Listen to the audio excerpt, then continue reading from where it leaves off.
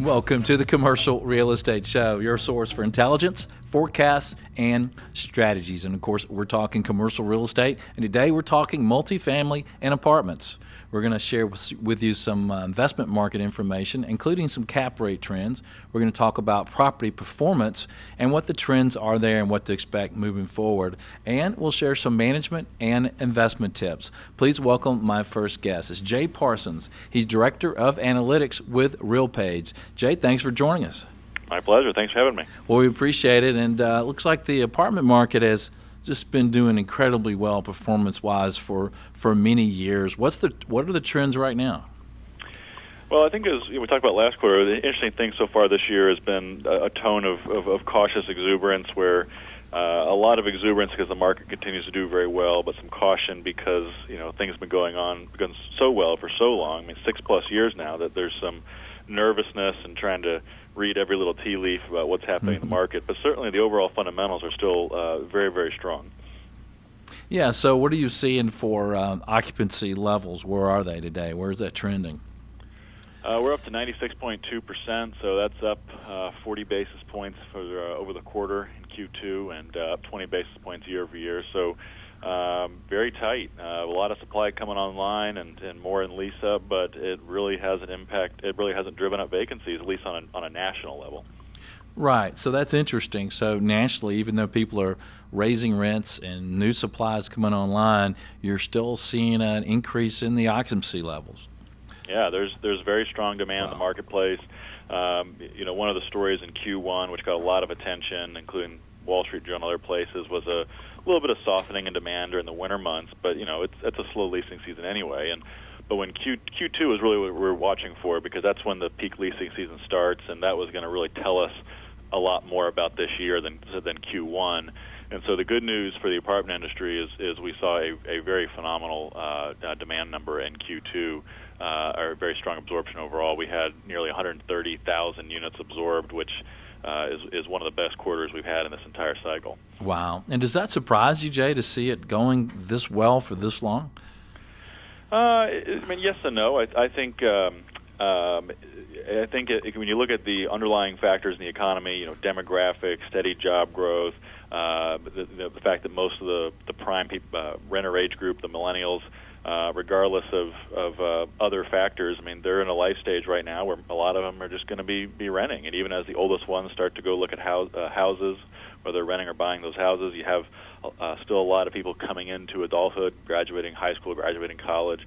So you have very strong demand drivers, and you have, at the same time, an economy that, while it's been inconsistent this year, it's overall been still positive, and so you have just a lot of demand in the marketplace, and so the apartment industry is riding that wave. Yeah, well, that's great. And so what's that doing to rental rates? I know we've had some really abnormally strong, it seems like, when you look at it historically, rental rate increases. What's the trend so far this year? Year over year, rents are up 4.6%. Very strong number, around 5% still. If you're a glass half empty person, you look at that and you say, well, we're down a little bit from the peak, which was last fall. We were north of 5%, but if you're glass half empty, or glass half full, I should say, you look at that and say, hey, still being around 5%, that's very, very strong. Obviously, if you look at these last 6 years, we've averaged annual rent growth for new leases right around 3.8%. If you compare that to the previous upcycle in the mid 2000s, it was 2.8%. So, we're above the cycle's averages right now, and this entire cycle has just been, so far above what we had even in the last upcycle. Yeah, that's great. And and good news. And I think it also means something. The economy is doing well. We're getting a little more job growth, but there's been a big push for urban right apartments. That seems like we do a lot of work around the Atlanta market, and all our developers want to buy in town, and we sold a lot of in town sites, but we're starting to see some interest in sites moving a little further out. What do you see around the country with the kind of the urban versus suburban? Yeah, that's a great topic today, and I'll tell you, the conventional wisdom of urban being the high barrier to entry, that's no longer true, or even close to true. It's what's happening is developers and obviously the investors behind them have voted with their money, and they've said that urban's where they want to be. And historically, think about that barrier to entry. Well, it's really been time and money, and you have so much institutional capital, you have foreign capital, they're targeting the big cities, they're targeting downtown submarkets. They're looking at some of those drivers that are influencing urban trends, and those are certainly there. There is strong demand in those spots. We don't see affordability as an issue either, but the issue is starting to become just the fact that there's so much new product priced at very high rents competing for the same pool of renters. And so in some areas you do have, I think, an issue of potential commoditization of supply, and just in the record numbers that we're seeing. I mean, nationally we're looking at 5% inventory growth levels in downtown submarkets and sustaining that through 2017 compared to less than 2% in the suburbs. So when we talk to developers and investors, what we're really hearing right now is that the real barriers to entry is getting in those really strong, vibrant suburban areas that are close to jobs, close to good retail, high home values, major transportation.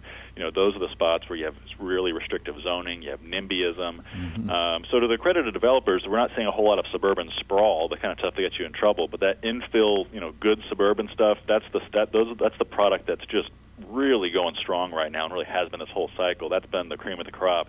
And for developers, if you could get into those spots, that's where the real opportunity remains. Yeah, that's great. We're talking with Jay Parsons, Director of Analytics with RealPage. So, Jay, we're hearing the lenders are pulling back a little bit. They're being a little more cautious, especially on new construction. Is that impacting new supply, or are developers pulling back any? Yeah, it's definitely an impact. One of the things that's different in this cycle is lenders, and particularly the banks, are very they're listening to the regulators, and the Federal Reserve and the OCC, which is the Office of the Comptroller of the Currency, they've come out and they've made statements suggesting that commercial real estate and multifamily in particular could be overheating. And that's made many of the lenders pretty nervous. I mean, they given what happened on the single-family side and other issues that we went through as an industry, they have no interest in challenging the regulators. And so we are seeing we are seeing a lot. When we talk to lenders, they're much more apprehensive about approving, particularly development loans. And we talk to our clients, we're definitely seeing and hearing anecdotally a slowdown in new starts that are getting funded. So that's not necessarily a bad thing, but because we are building a lot of supply, particularly in these urban areas, like I mentioned earlier. But the implication is that at this point, it looks like we'll probably peak in terms of supply deliveries by right around the midpoint of 2017. So there's a lot more to come. And for those who've already built or they've already, starting to compete with a lot of this new supply, it's probably not a bad thing to think that perhaps we're not going to further accelerate or sustain those kind of levels into 2018. What are you hearing about financing for existing projects? Are lenders still happy with existing projects, or are they being a little more cautious there as well? Not nearly as much caution there. I think caution in certain areas. Certainly there's a lot more. I think what's really happening is lenders are being careful not to further expand their exposure to multifamily. Multifamily has been the fastest growing loan category for banks, and we've seen that grow to right around 4% of balance sheet loans for banks nationally, which isn't a huge number, but it's the biggest it's been on record since the FDIC has been tracking it going back to the early 90s. So I think what you're going to see is a little bit of tightening, but primarily just to avoid further expanding their exposure. and certainly just probably, really, I think a lot of them are going to take care of their best clients, but they're going to be apprehensive about taking on a lot of new ones. So your forecast is you're bullish on apartments moving forward for the next few years? Yeah, we're still bullish. We think the composition of what's driving it's going to change, and is changing. You looked at, you think about this cycle, 6.5 years in. Early on, it was your urban Class A stuff really driving that. Quickly, it was suburban, particularly your higher end suburban, that started to perform well. That urban stuff has cooled down, still doing well, but it's cooled down. Your top tier suburban still just crushing it, and even the lower tier suburban stuff is now doing really, really well. And so we think going forward, you're going to continue to see, particularly the top tier suburban areas, see some very strong rent growth. You still have some leg in some of these late recovery markets. Your bust markets like Phoenix, Vegas, Southern California. There's still some legs for additional, strong rent growth there. Even as you start to see other spots that have been strong for the cycle, like the Bay Area, which has started to slow down a little bit. So you're going to see some more, I think, noise in the data. But overall, I think the macro trends are going to be favorable.